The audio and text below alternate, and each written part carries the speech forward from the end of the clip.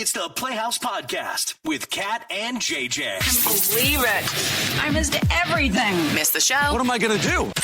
Check out the Daily Podcast. Most of us probably think we faced death maybe once, and then you feel real lucky because you're still alive. But imagine facing it better than 3 times and still living to come on our show and tell about it. Had that happen this morning. Want you to hear it in the podcast coming up in a couple of minutes, so hang tight for that. Let's go. My question for you this morning is, when was the last time somebody straight up lost their ish on you and were screaming at you in public? So I go to the gym Tuesday, and as I'm pulling in, I pull in, get out of my truck, grab my bag, grab my water bottle, and all I hear is, "You stupid son of a... Whoa. What the is your problem? You think you own the GD place?" Just screaming at me. Well, so I was coming into the parking spot. I didn't see anyone even close, God bless you, to this area that wanted to pull in. But this was I'm guessing she was about retirement-aged lady. Okay.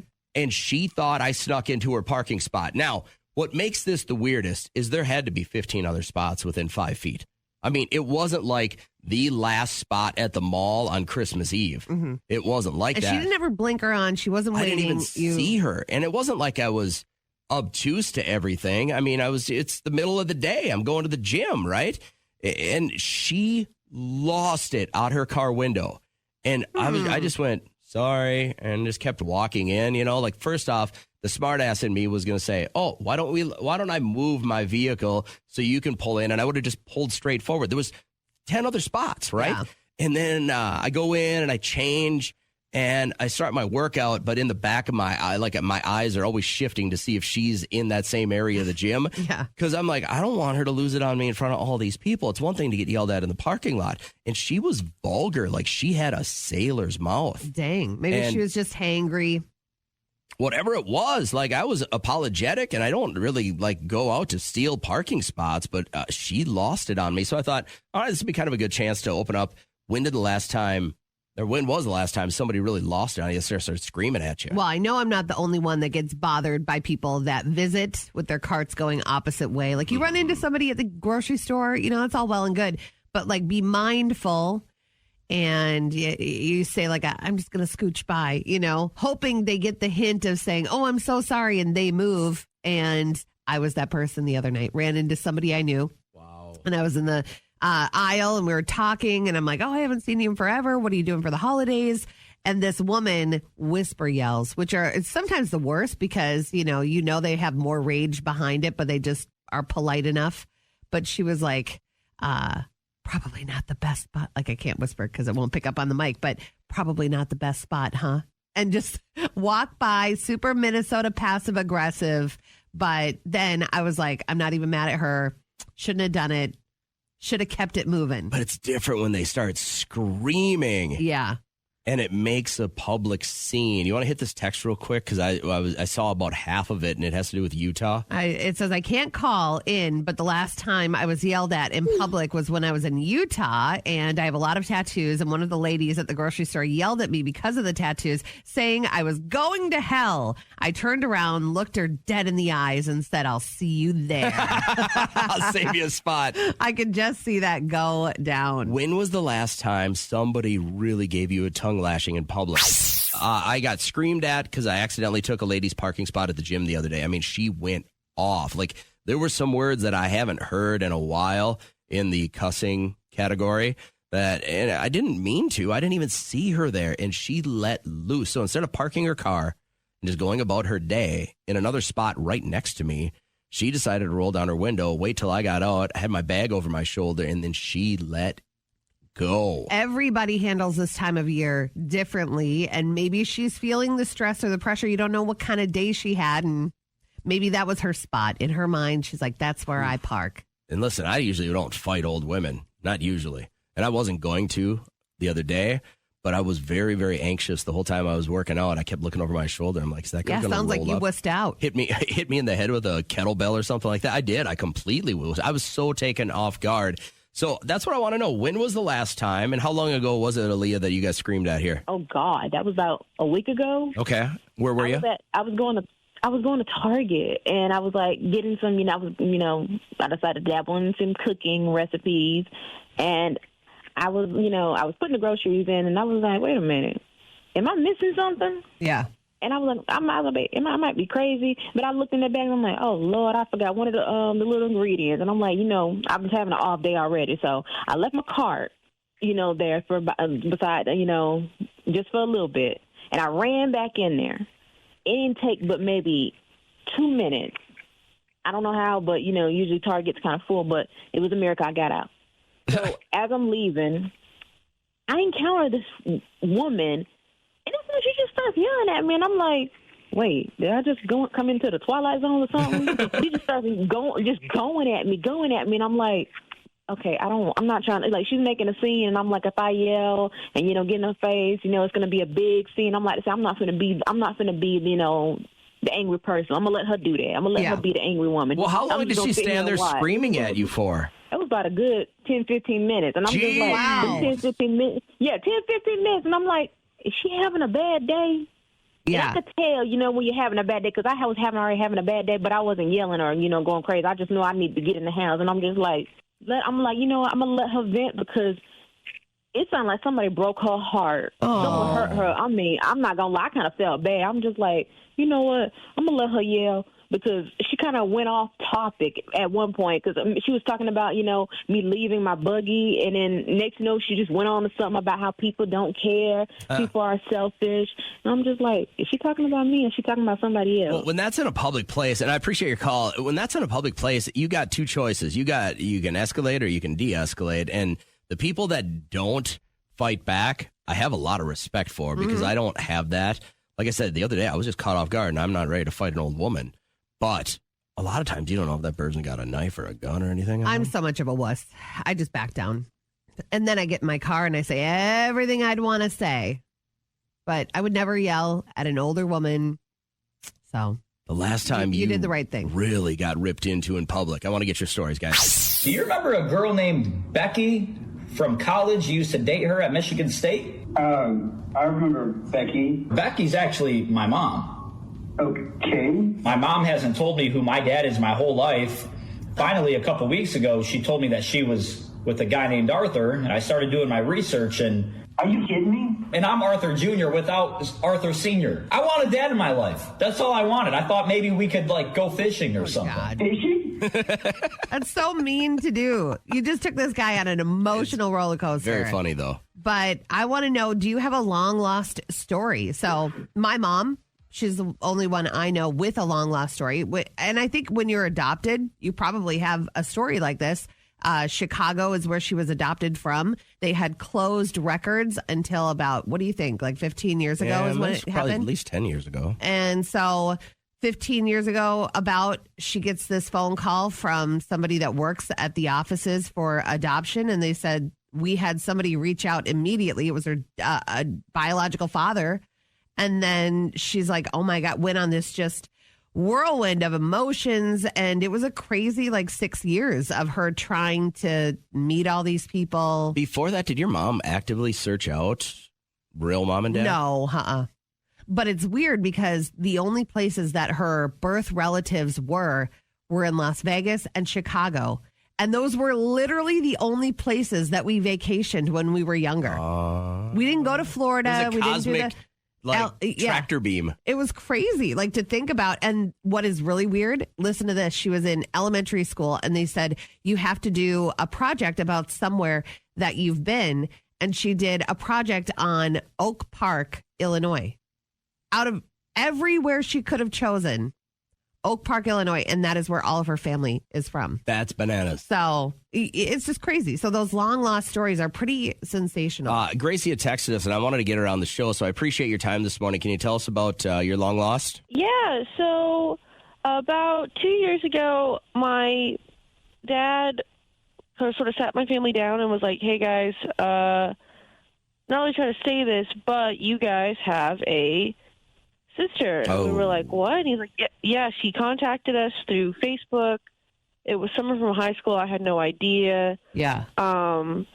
And we were like, what? Oh, that's so crazy. And, like, I only have brothers, so I was super thrilled about this. And I ended up contacting her over Facebook, too, and we were DMing back and forth, and it was, like, really cool. We, like, connected about a bunch of stuff. She had her own family, like, upstate New York, she said. Okay. And so we were chatting all the time, talking. We ended up meeting up a couple times throughout the year. And then about 6 months ago, she started messaging my husband on Facebook. Oh. And I thought that was sort Really? of odd. Yeah, and at first it was like, oh, sorry, I thought this was her account. Oh, sorry, I need you to send her a message. I'm contacting you. She didn't reply to me. What? And then, and then it was sort of like, it would turn into like sort of a push for a conversation where it was like, oh, since I have you, are you into scary movies? Oh, because I my am. God. I know that you are. So she was trying to form a relationship with your husband. Yeah, and like she sort of mentioned that like she had recently gone through a divorce and was just sort of like trying to reconnect with family since she felt like hers was sort of falling apart. And I was like, yeah, sure, but it got kind of weird. And then he was like, hey, listen, like if you want to talk to your sister, like I can put you on the line with your sister. And then she was like, oh, please don't do that. Please don't tell her. Like, really? So do you have a relationship now, or was this kind of the end of it? So for the past 6 months, I've definitely stepped back. And I was like, you know what? We met. I have a sister. She's a weird sister. We're going to leave it at that. I would say just know that you got some more organs floating around out there that might work for you. And now you went through the steps, you found her, you got to know her, and you're not always going to fall in love and be lifelong friends and sisters. Sometimes they're just totally different people than you are, Yeah, totally. And this seems to be the case where we are. This sounds like it could be like end up being a Lifetime movie. Yeah. My long lost sister steals my husband. Like that got crazy.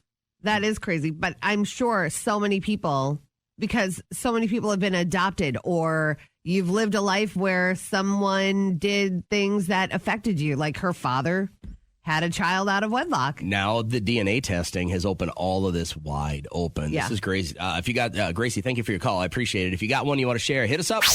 On our Friday live show, of course, we'll have some fun with the tarot cards. Johnny D will be in here mixing, getting you free food, and another crack at $500 cash. So get the weekend started the right way. Join our show live at 6 a.m. Friday. And in the meantime, we'll put a cap on the podcast here.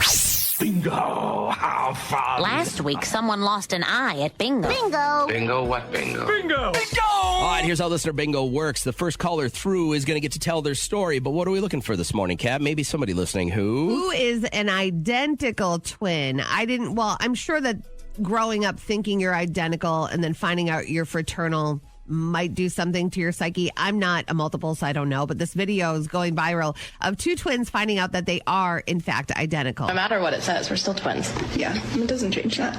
Oh, God, I don't want to look. Based on testing results obtained from the DNA, listed the probability of twin monozygosity is 99.9999998. Oh, but there's a chance they're not. But they are identical, which I guess made them feel very good. So. Well, didn't they look identical?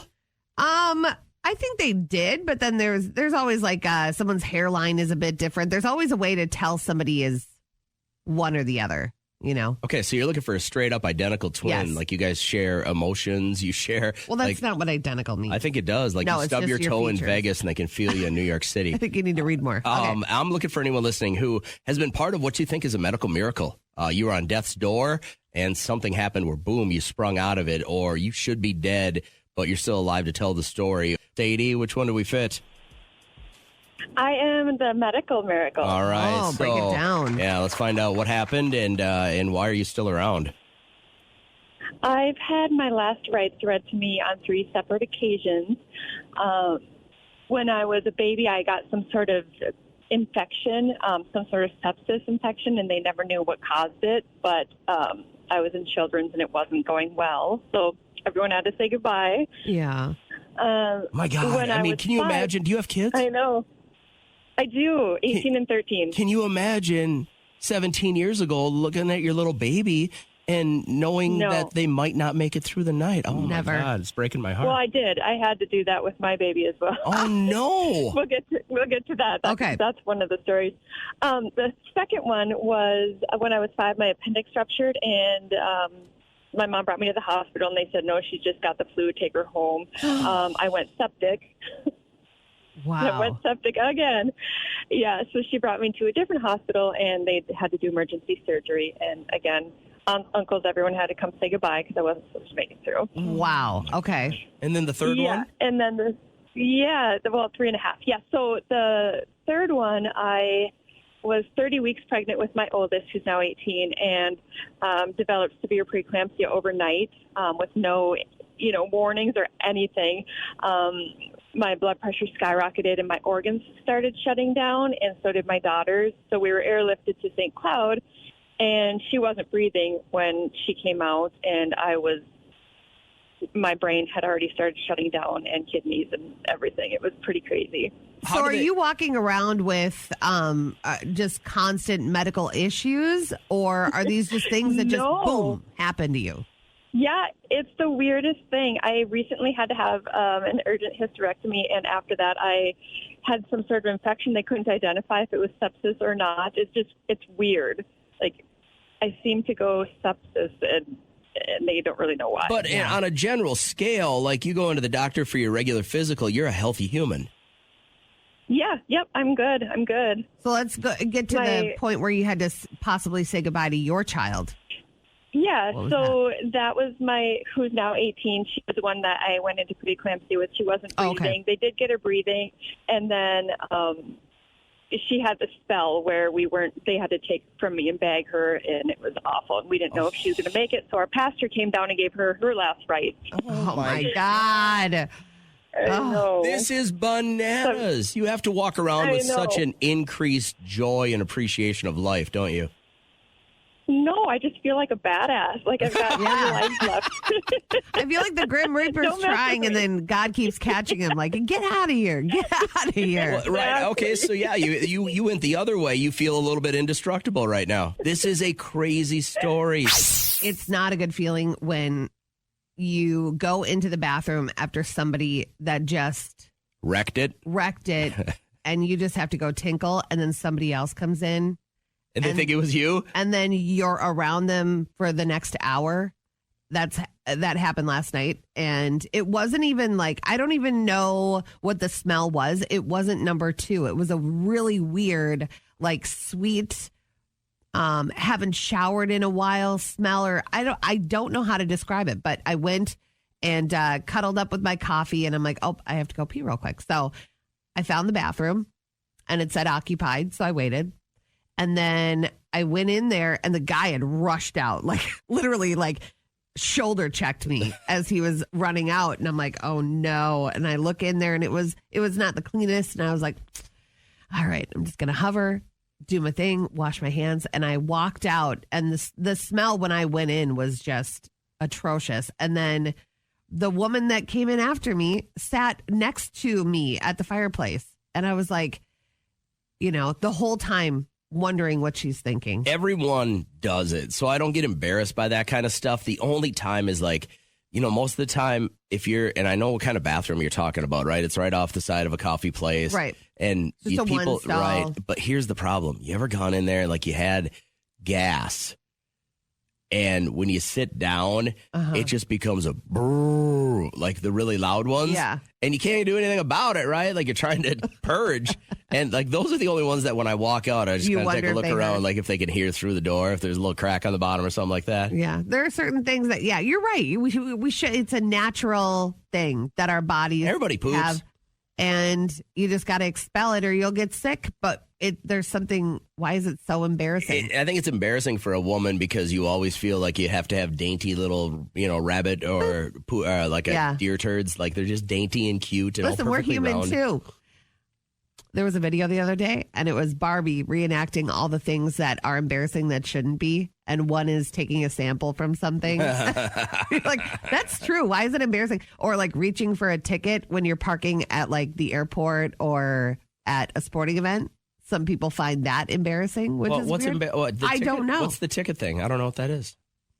No, like if you park in a parking ramp and then you have to reach out to take a ticket. That's embarrassing? I guess for some people, they find that embarrassing. I thought that was funny. So I'm wondering, is there something that you're like, why are we embarrassed by it? You know? There's something about, and we have a female dog, and if she goes out and she goes potty in our yard and you make eye contact with her, she'll look away right away. Yeah. Usually that dog will remain eye contact. Like, what? Don't watch me pee. Don't watch me poops. But the dog has a certain, I don't know, like embarrassing moment there too. So I don't know why that is. So here's what we're looking for this morning. The last time you took an embarrassing dump. If you've got a story, holler.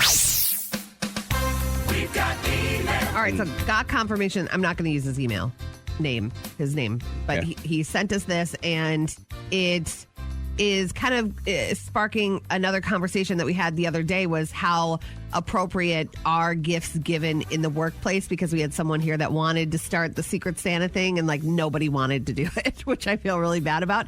But he wrote us and he said, my wife received what I think is an inappropriate holiday gift, and then he sent it up the picture of it, and he said that it was from her, quote, work husband, and it's a candle, and let me read the label. It's customed, and it says, to the most creative spark and light in my life. And he said that it was kind of inappropriate. I would say yes. You know, that's kind of a weird but very thought out custom label. I get the pun. It's not lost on me. But I also think that's kind of weird. Like, I keep it light with you. I give you stuff with my face on it. My wife doesn't seem to have any problems with that. Whiskey. You know, like, I know my place. And I always thought the term work husband, work wife is weird. Yeah, I'm not a fan. Plus, I work with my husband. So that's even more weird. But yeah, I would never consider you my work husband. I think it's very odd when people say that, because in my mind, that opens it up to some type of relationship that's more than just a coworker. Well, let's ask Marie here real quick. If this happened to you and your husband came home with that kind of a candle, would you think anything of it? I guess I can't really be mad about that, because I think everybody has a work wife, work husband. So as long as you come home to the person that you love, I don't think it really matters. Don't you think, though, like being a little inappropriate like that could be a gateway? Like someone could catch some feelings if they knew the other person felt a certain way? Yeah, and I suppose if you ask and they get defensive about it, that there might be something more to it. Worry. Yeah. Yeah. I stick to gift cards. It just seems like it's easier. Nothing gets misconstrued. So could there be more? Kind of. The wording seems like it's a little flirty. One of the questions he put at the bottom was, should I have her give it back? No, don't do that. That's going to cause issues. If there weren't issues before, or if there weren't underlying messages within the message, then there will be now, you know, because then you're like, oh no, their spouse at home is thinking something negative about me. So what would you do if your significant other came home with kind of an inappropriate gift from their work spouse, which if you have a spouse that's already saying that wouldn't fly with me. No, I won't. She quit already. You guys, I want to read this and get your thoughts on it, because it's really blowing up on our Facebook page. We got this email overnight from a guy named Jake. Hey, guys, I'm nervous about something, and I love hearing you help other people. So here goes. I'm in a very serious 2-year relationship. I'm ready to propose. She lives at home with her family, loves me. So I was thinking about proposing on Christmas when she opens gifts with her family. Okay. When I hand her my gift, I'll just drop down to a knee and surprise her. A few friends think it's a terrible idea to do it that way, but I'd love to hear what other people think. Thanks and Merry Christmas from Jake. Okay. What would you say to this? We've had conversations like this before where it could get dangerous, but nobody proposes to somebody thinking about the notion that it isn't going to work out. Well, it's a 2-year serious relationship. They're both in love. Odds are pretty good she's going to say yes. If you've spoken about it and it's something that you know that that's where your life is headed, do it. If you're okay with parting with that gift and money, don't think you're ever going to get it back, because there are a lot of women out there that wouldn't give it back. I don't think you do that. I don't think a guy's going to get on his knee thinking about it's already bought, right? I don't think he's going to think about what the value is. I just think it's more of the, do you want an intimate day that's just yours? Yeah. Or do you want this to be around family? A lot of people are saying on our Facebook page, well, are you sure she's going to say yes? It's a pretty big matzo ball to leave hanging out there if she doesn't, and it's going to be an uncomfortable situation. I think he's fairly certain she's going to say yes. So I just wanted to get your thoughts on this real quick. Mandy? I think he should get down on one knee on Christmas morning. I think it's a phenomenal idea, extremely romantic. Yes, it is. And I think y'all are a bunch of bah humbug. Oh, I'm not saying don't do it. I'm just saying, do you think maybe there's a better day for this? I think if you're going to propose on a holiday, Christmas, Valentine's Day, that you have to just always know something could go south. Beth, your thoughts on this? Okay, I hope I'm not the only one thinking this, but is that going to be her only Christmas present? It better not be. That probably seems really selfish, but it also seems really selfish to pick Christmas as that day.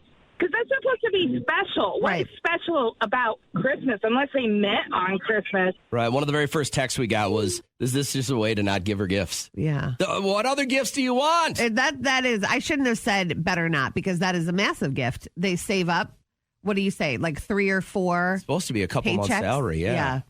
So, and it's a big deal for a guy. A guy puts in a lot of effort to buy the ring, a lot of research. You don't know how nervous. Yeah, they're nervous. Ashley, I want to get your thoughts on this, please. Don't do it. Whoa. It'll ruin the holiday if something goes down, and also it takes away from Christmas. Absolutely not. Oh, you're taking. Oh, I'm sorry, I didn't mean to cut you off. You're taking away from baby Jesus. I don't know if I'd look at it It's like that. Jesus' birthday. I'd say let's celebrate him and us together. What if your whole family, get your whole family in on it? Do it in front of the fireplace. She'll never forget it. Make it as romantic as possible, and you can do no wrong. See, I don't know if I did the family thing. I prefer to control the variables. Do the thing. No, I wouldn't. Your wife proposed to you. Right. Well, and when you're looking at this, I mean, what do? You don't let this stray, right? But I can prefer to control the variables, and I figure there's going to be a dumb little sister that blows this whole thing and tells her early or something. Yeah.